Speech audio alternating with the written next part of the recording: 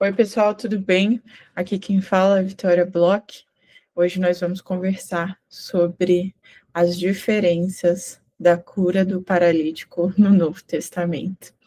Se você está ambientado já com esse texto, provavelmente você vai consultar ele em Marcos, em Mateus ou em Lucas. Se você ainda não sabe do que eu estou falando, a gente vai ler junto aqui a partir de agora. Tudo bem?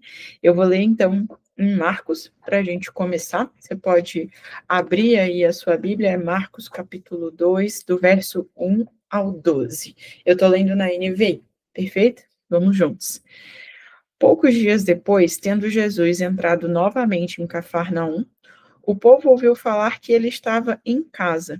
Então, muita gente se reuniu ali, de forma que não havia lugar nem junto à porta, e ele lhes pregava a palavra. Vieram alguns homens, trazendo-lhe um paralítico, carregado por 4 deles. Não podendo levá-lo até Jesus por causa da multidão, removeram parte da cobertura do lugar onde Jesus estava, e pela abertura no teto baixaram a maca em que estava deitado o paralítico. Vendo a fé que eles tinham, Jesus disse ao paralítico: Filho, os seus pecados estão perdoados. Estavam sentados ali alguns mestres da lei, raciocinando em seu íntimo. Por que esse homem fala assim? Está blasfemando. Quem pode perdoar pecados a não ser somente Deus? Jesus percebeu logo em seu espírito que era isso que eles estavam pensando e lhes disse: Por que vocês estão remoendo essas coisas em seu coração? Que é mais fácil dizer ao paralítico: Os seus pecados estão perdoados? Ou levante-se, pegue a sua maca e ande. Mas, para que vocês saibam que o Filho do Homem tem na terra autoridade para perdoar pecados, disse ao paralítico: Eu digo a você, levante-se, pegue a sua maca e vá para casa. Ele se levantou, pegou a maca e saiu à vista de todos, que atônitos glorificaram a Deus, dizendo: Nunca vimos nada igual. Que Deus aplique a sua palavra no meu e no seu coração. Amém? Que esse tempo que a gente vai ter junto aqui seja um tempo do Senhor, do Espírito Santo, ministrando para mim e para você. Eu quero refletir um pouco aqui sobre essa autoridade com que Jesus, né, se coloca diante dessa situação para não só curar o paralítico, né? Jesus podia curar ele em muitas outras situações, mas principalmente para desafiar o público que ele estava ali, para que isso servisse de testemunho de que ele era realmente o Filho de Deus. E como que a gente vai ver esses paralelos, como que alguns citam de uma forma, outros citam de outro, a escrita e o método, né, que Marcos aplica, e a escrita e o método de Lucas e de Mateus, como isso fica, né? Quais são essas diferenças teológicas nesse relato de cura do paralítico? A gente pode começar a refletir sobre isso lá em Daniel. Então, eu vou convidar você, se você puder passear um pouquinho aí pela Bíblia comigo, em Daniel, no capítulo 7, do verso 13 ao 14, são 2 versos curtos, a gente pode ler um pouquinho aqui.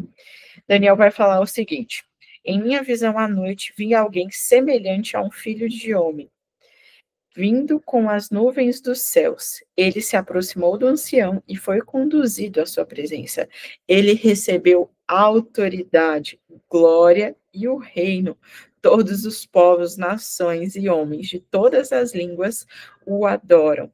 Seu domínio é um domínio eterno que não acabará, e seu reino jamais será destruído. No fim, o que Jesus está falando para aquela multidão e principalmente para aquele homem é de que sim, ele era o Cristo que podia perdoar os pecados. Antes mesmo da cruz, todo o poder estava sobre Jesus naquele local. Amém? Então, o que Deus coloca sobre Jesus naquele momento, né, é a reivindicação da autoridade de Jesus, dessa divindade, desse compartilhar, né, da Trindade sendo o Filho, porque em algumas versões desse texto vai falar que o Espírito falou a Jesus, né, que revelou no Espírito, Jesus sentiu como os fariseus também estavam se sentindo. Então, essa esse momento, né, esse pano de fundo, ele é um pano compartilhado, em que Deus, sim, está perdoando pecados, Jesus está reivindicando ali sua autoridade, sua divindade, e o Espírito Santo está manifestado, né, está colocando sobre Jesus uma revelação também sobre aquela situação, aquele local, aquele lugar, como, inclusive, os mestres da lei estavam ali também se sentindo. Né? E por que os mestres da lei tinham essa inquietação? Por que eles colocavam tanto o ministério de Jesus à prova? Se você passear um pouquinho comigo, e aí a gente pode ir lá para Êxodo, né? E falar no verso 34, quando Moisés está recebendo as tábuas da lei, no verso 6 e 7, a gente vai ver um pouquinho disso, que é: e passou diante de Moisés, proclamando: Senhor, Senhor, Deus compassivo e misericordioso, paciente, cheio de amor e de fidelidade, que mantém o seu amor a milhares e perdoa a maldade, a rebelião e o pecado.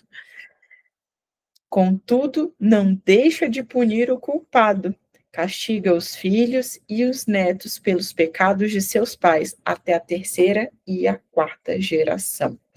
Então, o que os mestres estavam ali inquietos, colocando quem é esse Jesus que não tem autoridade perante os nossos olhos, que perante a lei, porque eles defendiam essa lei com muito, né, muito com o âmago deles, com essa força, né, eles diziam, não é isso que a nossa lei diz que só Deus pode perdoar pecados.